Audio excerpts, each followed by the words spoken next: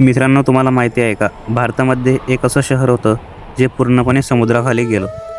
ही कथा आहे द्वारका नगरीची, ज्याचा संबंध भगवान श्रीकृष्ण यांच्याशी आहे.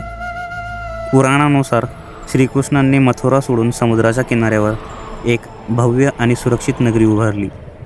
ही नगरी इतकी प्रगत होती की तिचं वर्णन सोन्याची नगरी म्हणूनही केलं जात होतं. परंतु कहाणी येथे संपत नाही, तर चित्रपट आणि मालिकांनुसार श्रीकृष्णांच्या निधनानंतर हळूहळू समुद्राची पातळी वाढू लागली आणि काही दिवसातच संपूर्ण द्वारका नगरी समुद्रात बुडून गेली. सर्वात आश्चर्याची गोष्ट म्हणजे आजही गुजरातच्या किनाऱ्यावर समुद्राखाली संशोधकांना प्राचीन अवशेष सापडले आहे. काही लोक म्हणतात की हेच त्या हरवलेल्या द्वारकेचे पुरावे आहेत. तर खरंच ही श्रीकृष्णांची नगरी होती का, की फक्त एक कथा? तुमचं मत कमेंटमध्ये नक्की सांगा.